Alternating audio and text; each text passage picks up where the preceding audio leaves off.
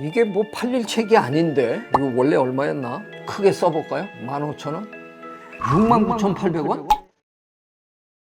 좋은 질문이시네요. 서양 학자들은 생물학자들 중에 살인에 대한 연구를 한 사람들이 제법 많아요. 살인을 한다는 거는 굉장한 일이잖아요. 도대체 그런 일을 왜 하는 거야? 그래서 연구를 하는 분들이 제법 많았어요. 그 중에서 이제 특히 캐나다의 부부 진화생물학자였는데 남편은 마틴 데일리라는 분이고 부인은 마고 윌슨이라는 분인데 평생 거의 논문도 두 분이 같이 쓰시고 책도 같이 쓰시고 그 두 분이 살인에 대한 연구를 굉장히 오래 하셨는데 학회에서 만나기만 하면 저하고 일본 동경대학에 있는 교수들하고는 두 분만 만나면 맨날 혼났어요. 니네는 도대체 진화생물학자랍시고 뭐 하는 거냐.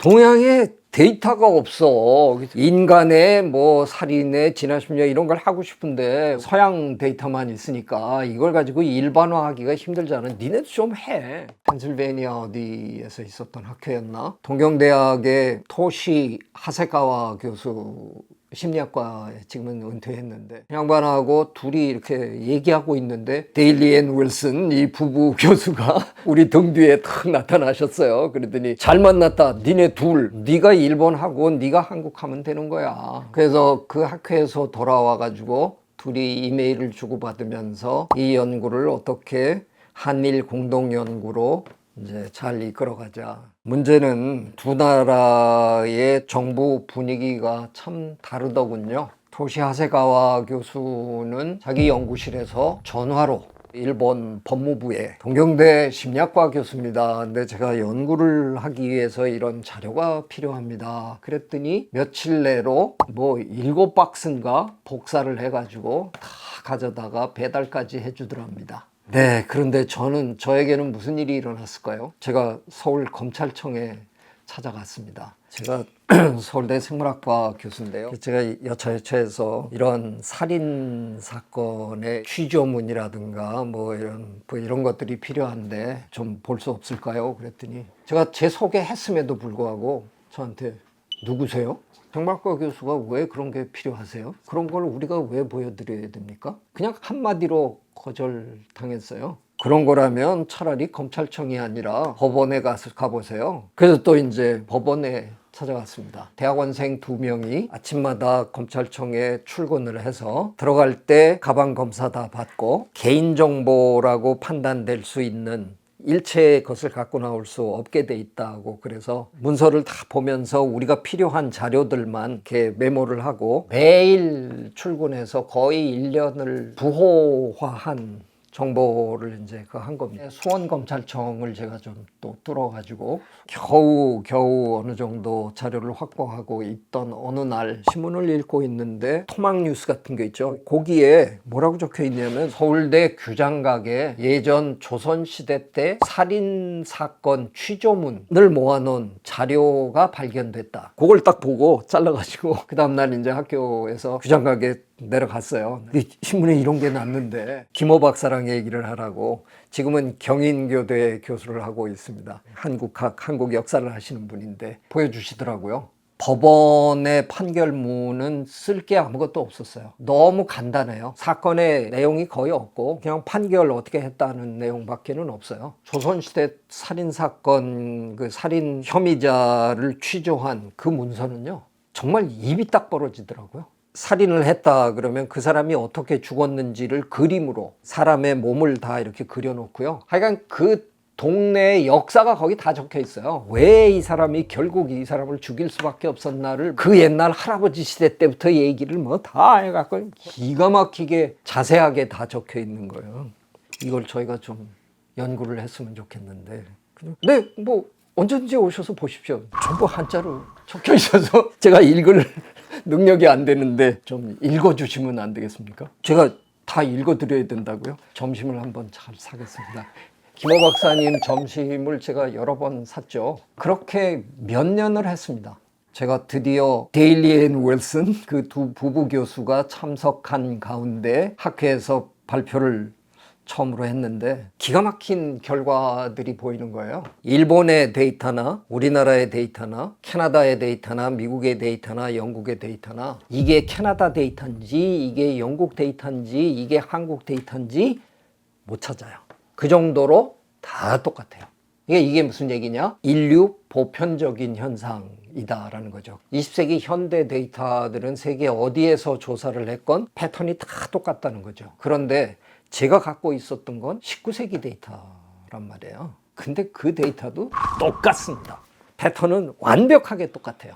데일리 앤 윌슨 앤 데일리 이 부부 교수가 하고 싶은 얘기는 이건 인류 속성, 진화적인 현상일 수밖에 없다. 기가 막힌 거죠. 그러던 어느 날 김호 박사님이 저한테 18세기 것도 하나 찾았어요. 그러시더라고요. 평양감사가 취조한 기록이 어디서 나왔다는 거예요. 그래서 또 그걸 또 이제 받아 적기를 하면서 다 했는데, 그러니까 우리는 18세기, 19세기, 20세기 데이터를 다 갖고 있는 세계 유일의 나라가 된 겁니다. 서양에 이런 연구를 하는 사람들이 정말 탐복하더라고요. 도대체 한국이란 나라는 무슨 나라냐?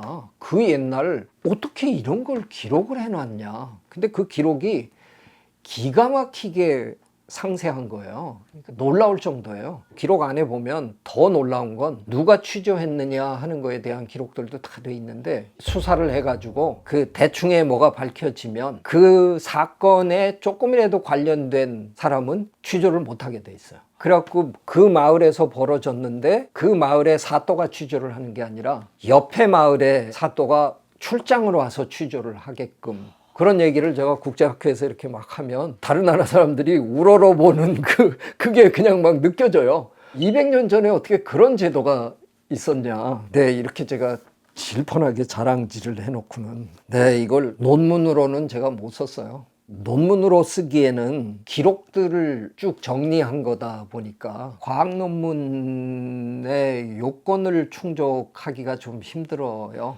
상황을 이렇게 달리했을 때 이렇게 벌어진다는 이른바 실험적인 요소가 들어가야 가설을 세우고 그거를 입증하고 하는데 도움이 될 텐데, 그거를 하기가 너무 힘든 거예요. 그런데 그렇게 그냥 학회에 가서 떠들고 끝나기에는 너무 억울해서 국내용으로라도 책으로라도 하나 써놓자, 그래서 쓴 겁니다.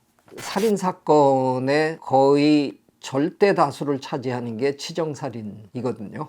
서양이든 우리나라든 18세기든 19세기든 20세기든 상관없이 치정살인의 절대적인 가해자는 남성입니다. 거의 90% 다 남성이 불륜을 저지른 것 같은 내 여인을 죽이거나 아니면 불륜의 상대인 상대 남자를 죽이거나, 어느 문화권이든 어느 시대건 그냥 다 똑같은 패턴인 거예요. 여성이 남성을 죽인 케이스는 거의 없는 거고요. 여성 살인자들이 남성을 죽인 경우는 끔찍합니다. 왜냐하면 여성은 남성을 우발적으로 죽일 수가 없거든요. 힘의 차이 때문에. 남성 살인자들은 대체로 우발적으로 죽였어요. 정상 참작이 되는 거죠. 저는 죽일 생각은 없었습니다. 그리고 이제 뭐 남성 범죄자들은 이제 울면서 막 호소하고, 여성 살인자들은 치밀하게 계획할 수밖에 없거든요. 남자가 절대로 반격할 수 없을 상황을 만들어 놓고 죽이는 겁니다. 고주망태가 돼서 돌아온 날, 아니면 수면제를 먹이고 골아떨어졌을 때 몇 년을 그걸 기획을 해갖고 한 번에 깔끔하게 성공할 수 있도록 준비하고 해서 어느 날 죽이는 거죠. 그 부분만 법정에서 얘기를 하면 이건 냉혈동물도 이런 냉혈동물이 없는 거죠. 죽이기 위해서 아주 작심을 하고 죽인 거다. 그러니까 이건 정상 참작이 안 되는 거예요. 남성 살인자들의 경우에는 거의 예외 없이 항소합니다. 근데 여성 살인자들 중에는 항소율이 굉장히 낮아요. 변호사들이 항소하자고 옆에서 얘기를 한답니다. 그런데 여성 살인자들은 왜요? 그러고 묻는데요. 내가 범인인데, 내가 죽였는데 뭐가 바뀌나요? 뭐하러 항소를 하느냐고. 그래서 그냥 첫 공판에서 그냥 받은 그 형량을 여성 살인자들의 경우에는 그냥 받는 경우가 비일비재하대요. 그러다 보니까 남성은 3번에 걸쳐서 형량을 줄인 거고, 여성은 그대로 받고 하다 보니까 결과만 놓고 보면 여성 살인자들의 형량이 훨씬 무거운 게 사실인 거죠. 생물학적으로 문제를 보면 암컷은 수컷의 그 탄압으로부터 벗어나야 되겠다 그러면 살생을 기획할 수밖에 없고, 그러면 결과만 놓고 보면 굉장히 잔인한 살생이지만 거기에는 그럴 수밖에 없는 생물학적 배경이 있다. 그런 것도 법정이 들여다 봐줘야 되는 거 아니냐, 뭐 그런 얘기를 이제 종종 하죠. 왜 이런 살인 같은 거를 진화심리학적으로 분석을 해야 되나? 진화심리학이라는 건 우리 인간이 지금 하고 있는 이런 행동 내지는 심리, 이거의 진화적인 배경이 뭘까 하는 거를 연구하는 학문이거든요. 살인을 떠나서라도 다른 여러 가지 우리 현대인들이 하고 있는 이런 여러 가지 일들을 관찰하면서 저거의 근원적인 어떤 배경이 뭘까 하고 생각해 보면, 결국은 우리가 이른바 원시시대 때 수렵 채집 생활을 하면서 형성된 우리의 행동이나 심리, 이게 지금 그 수렵 채집 생활을 할 때부터 지금까지 기껏해야 한 만여년 전밖에 안 되기 때문에 그 짧은 기간 동안에 인간의 심리나 행동이 급작스럽게 새로 진화했다고 보기는 어렵다는 거죠. 그러니까 결국은 우리는 수렵 채집 시대에 적응하도록 행동이나 심리가 진화된 상태로 현대 사회에 맞추면서 지금 살고 있는 거죠.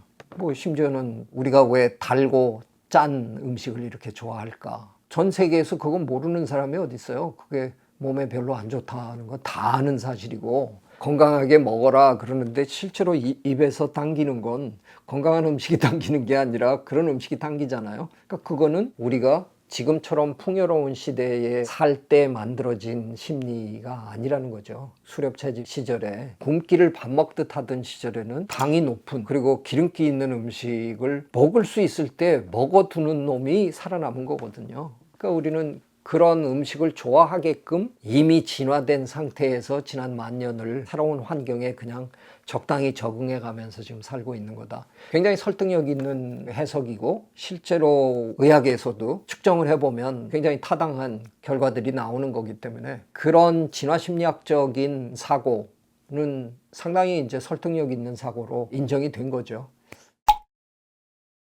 거의 한 해도 빠지지 않고 저 뭐 20년 넘은 것 같네요. 사법연수원에서 늘 해마다 강의를 거의 뭐 20년 넘도록 하고 있습니다. 이 주제로 강의를 하면서 법정이 더 따뜻해질 수 있다. 연수를 받는 법관 또는 검사들 앞에서 종종 이런 얘기를 합니다. 자연과학은 그래도 다른 어떤 학문에 비해서 객관성이 가장 큰 무기인데, 글쎄요, 법정에서는 주로 어떤 것들을 가지고 어떤 법리에 의해서 여러분이 판정을 내리고 형량을 부과하고 이러는지 그쪽 분야를 잘 모르니까 잘 모르지만, 인류의 진화의 관점에서 왜 남녀가 여러 가지 측면에서 다를 수밖에 없느냐 하는 거를 과학적으로 충분히 설명해낼 수 있는 그런 부분들이 있다.